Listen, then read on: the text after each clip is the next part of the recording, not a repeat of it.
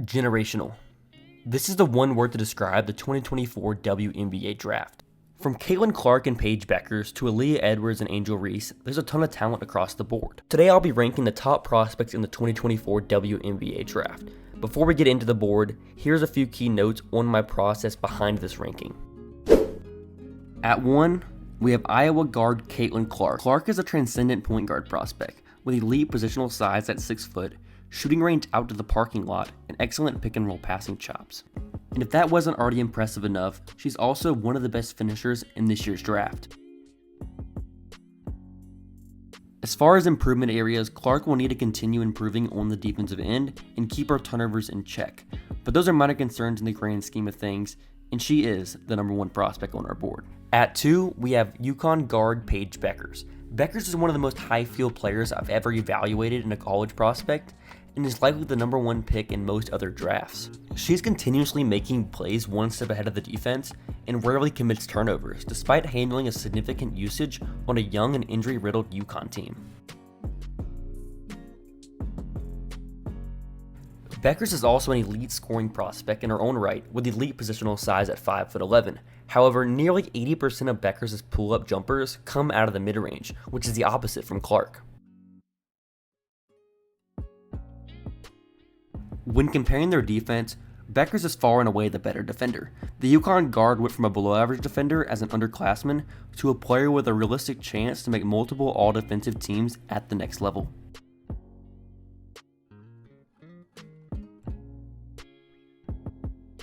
Up at 3, we have Stanford big Cameron Brink. Standing 6'4", Brink is an incredibly fluid athlete for her size, with some versatility on the defensive end and growing offensive perimeter skills.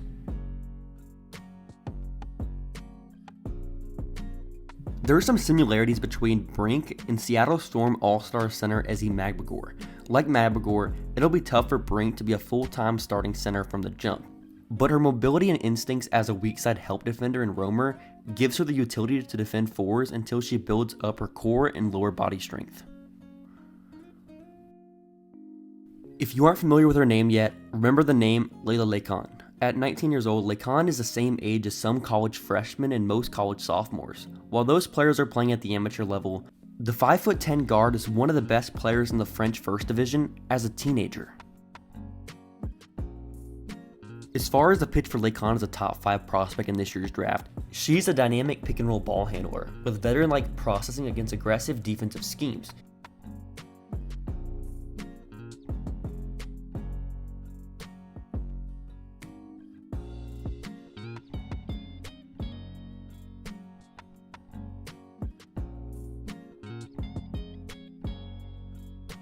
She's also a great help defender and a quality point of attack defender, leading the French league in steals per game prior to a minor knee injury that has kept her sidelined since December. Though Lacan has projectable shooting mechanics, she'll need to continue building on her growth as a shooter and is likely a couple years away from coming to the WNBA due to prioritization rules. But overall, she possesses a lot of the skills and tools that WNBA teams look for in guard prospects. At 5, we have UConn big Aaliyah Edwards. Though Edwards is slightly undersized for the center position at 6'3", she uses this to her advantage. She can defend in many pick and roll defensive coverages, whether that's in drop, at the level of the screen, ice, aggressive blitzes, or what have it. On the offensive end, there's not many bigs that can match Edwards' foot speed and hip mobility on drives from 10 to 15 feet and onward. However, she's taken a significant step down as a mid-range shooter from last season and sometimes doesn't assert herself enough on offense. On the bright side, she doesn't turn 22 until July, earning the tagline as the youngest draft-eligible collegiate prospect. At 6, we have Ohio State guard Jacy Sheldon. Though Sheldon isn't a point guard per se, she's a terrific driver and generates paint touches with ease.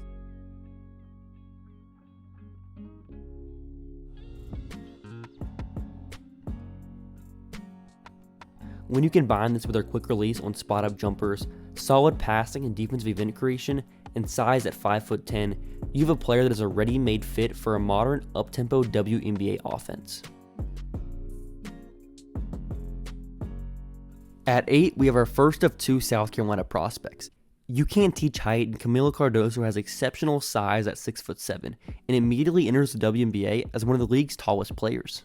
She's also surprisingly fluid on the defensive end for someone at her size, with the ability to hold up in isolation or at the level of the screen.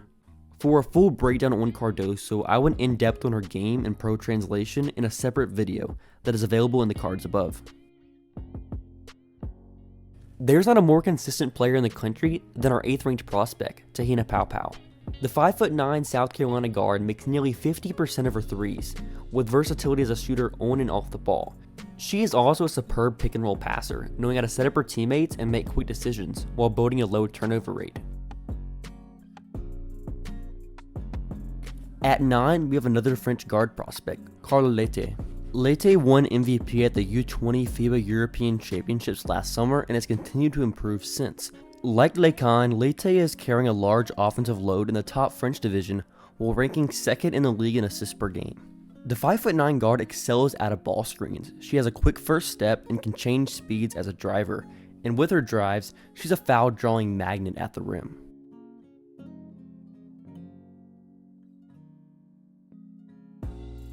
Leite leverages her pick and roll creation and ability as a driver to draw help defenders and execute live dribble passing reads.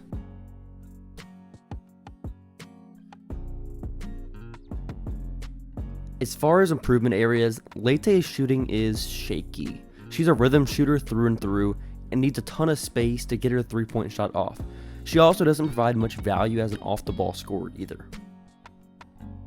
Overall, there's not many teenage guards that can run a better pick and roll than Leite, and that's a big reason for her placement here at number 9.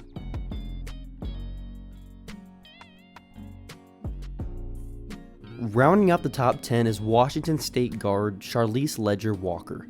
The New Zealand native suffered a season-ending knee injury in late January, so it's unclear if she will enter the draft and sit out her rookie season or utilize her last year of college eligibility and return to Washington State or transfer. Prior to the injury, CLW was having one of the most underrated seasons from a point guard in the country. Yes, she's not going to blow you away from an athletic standpoint, but you bet on guards with a ridiculous feel for the game, table setting ability, and positional size, a la Chelsea Gray. Here's an overview of my top 10. At 11, our third and final international prospect in the first round, Nyadiew Puoch, a 6'2" forward out of Australia. There are a ton of similarities between Puoch and 2022 Atlanta Dream first round pick Letitia Amihir. However, Puoch is more wingy and forward-based than Amihir, who projected as a potential 5 at the next level. Puoch checks all the boxes from an athletic standpoint. She has quick lateral mobility, a high motor, and good recovery skills as a defender, allowing her to be switchable on this end of the floor. On the offensive end, she has shown the ability to occasionally make and take corner threes. She's also really effective in transition and is one of the best athletes in the class. But regardless, figuring out her long-term offensive role will be a work in progress for the Aussie forward.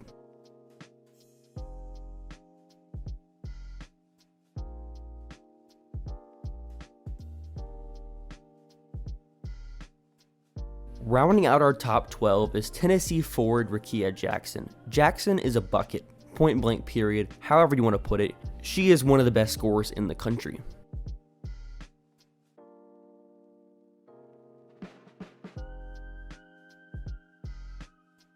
However, outside of her on-ball scoring chops, she lacks a bankable secondary and tertiary skill that would otherwise make you feel confident about the scalability of her game to high-level WNBA offense.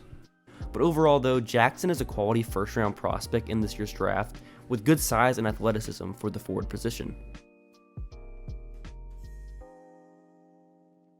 Due to some time constraints, we won't go into detail on the rest of my board, but here's a look at the prospects ranked between 13 and 22.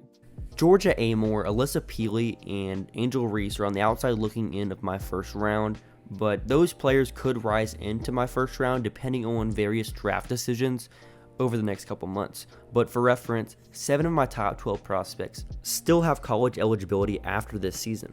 If there's anything you agree or disagree with, let me know in the comments below. Evaluating prospects is a very fluid process, so it's possible this could look a bit different by draft day, but I feel comfortable where I'm at now, and I think this class overall is just really solid and very deep, both at the top in talent, just having players that have generational potential, and then also having players throughout the draft that could add value as role players at the next level. For more WNBA draft content, hit the subscribe button and like this video to get this out to more WNBA fans, but I hope you guys have a great day.